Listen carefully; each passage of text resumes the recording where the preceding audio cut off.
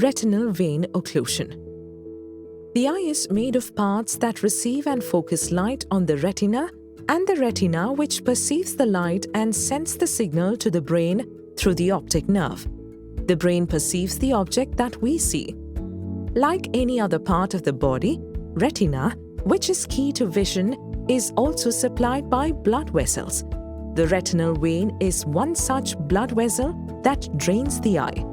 When the retinal vein gets occluded or blocked because of various reasons, which we will discuss in further sections, the blood is not drained from the retina, which damages the retina, and it is called retinal vein occlusion.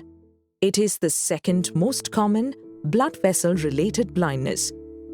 A doctor can see bleeding, swelling, and fluid leaks when he examines inside of the eye using a scope in retinal vein occlusion. Patients suffering from retinal vein occlusion may experience blurring of vision or blindness in part or all of the eye. There could be dark spots or lines floating in the field of vision. Patients may also feel pain and pressure in the eye. Symptoms of retinal vein occlusion develop suddenly without any warning. A thrombus or blood clot blocking the blood vessel is the reason for retinal vein occlusion. Depending on the place of blockage, retinal vein occlusion is of two types: central retinal vein occlusions, or CRVO, where the main retinal vein is blocked, and branch retinal vein occlusion, or BRVO, where the branch of the retinal vein is blocked. In rare cases, the vein draining half of the retina may get blocked, which is called hemiretinal vein occlusion, or HRVO.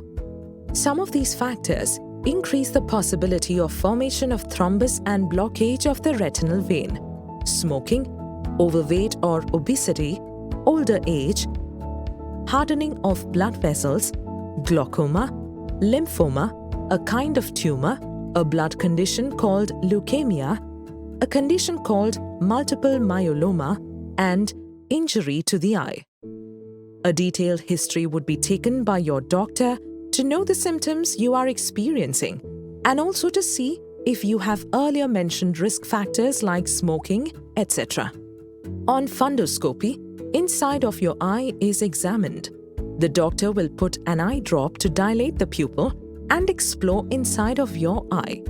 Fluorescence angiography is another test performed to visualize the blood vessels of the eye. In this, a harmless dye is injected into a blood vessel in the arm.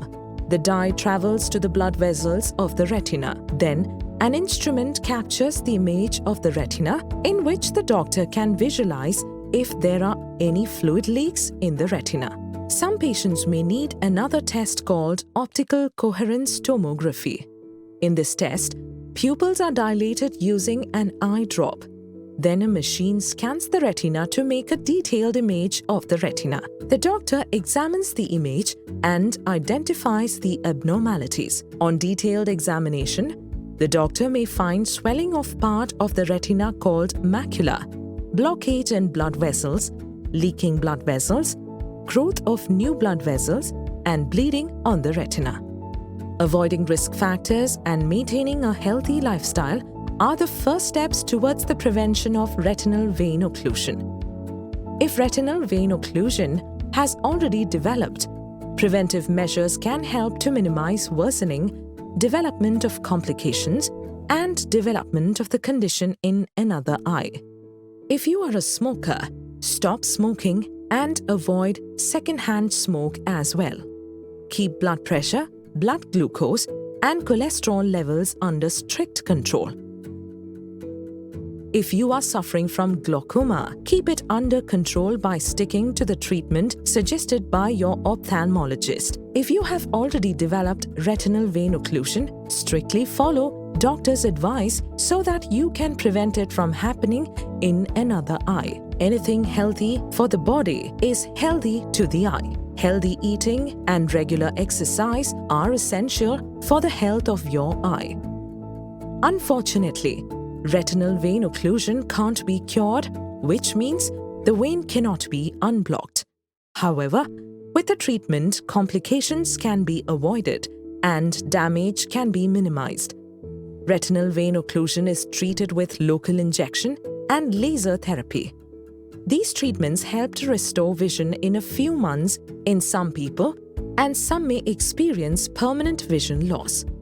A drug called vascular endothelial growth factor is injected into the numbered eye using a very thin needle. The injection reduces the fluid buildup in part of the retina called macula. Reduction in fluid buildup helps you to see better. The drug also helps to reduce the swelling.